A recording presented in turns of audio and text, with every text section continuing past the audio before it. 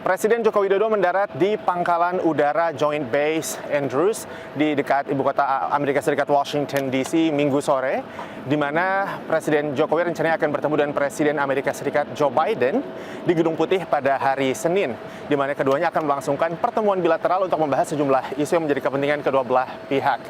Sebelum mendarat di Amerika Serikat, Presiden Jokowi sendiri sempat menghadiri pertemuan darurat gabungan Liga Arab dan Organisasi Kerjasama Islam di kota Riyadh, Arab Saudi, di mana pertemuan itu membahas perang Israel-Hamas yang masih terus berlanjut. Rencananya Presiden Jokowi akan menyampaikan hasil pertemuan itu kepada Presiden Joe Biden di Gedung Putih, yang mana hasilnya adalah untuk menuntut gencatan senjata segera di Gaza, serta pengiriman bantuan kemanusiaan tanpa syarat ke wilayah kantong Palestina tersebut.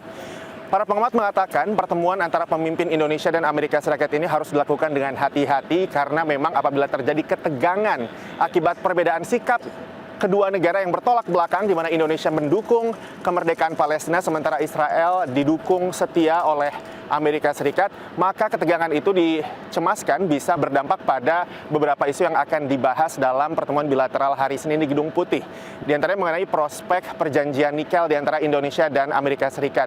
Indonesia saat ini sedang mencoba untuk mendapatkan akses ke pasar Amerika yang hanya bisa didapatkan apabila Indonesia menjalin perjanjian perdagangan bebas dengan Amerika Serikat.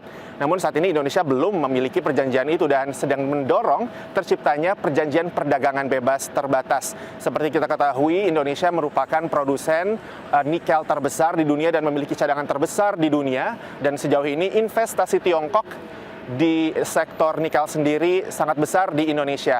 Selain mengenai prospek perjanjian dagang mengenai nikel ini sendiri, satu lagi adalah upaya Amerika Serikat untuk meredam pengaruh Tiongkok di kawasan Asia Pasifik. Seperti kita ketahui, Indonesia juga menerima banyak sekali investasi dari Tiongkok, khususnya dalam proyek Belt and Road Initiative atau inisiatif sabuk dan jalan, di mana Indonesia ini adalah negara kedua terbesar yang menerima investasi tersebut, sebesar 20 miliar dolar di belakang Pakistan.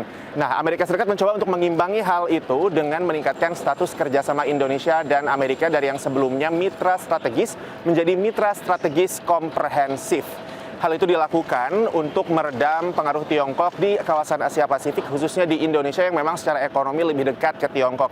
Walaupun Indonesia sendiri memiliki hubungan pertahanan yang lebih kuat dengan Amerika Serikat, terbukti dengan penyelenggaraan Super Garuda Shield yang merupakan salah satu latihan militer gabungan terbesar yang dilakukan di kawasan Asia Pasifik beberapa saat yang lalu di Indonesia.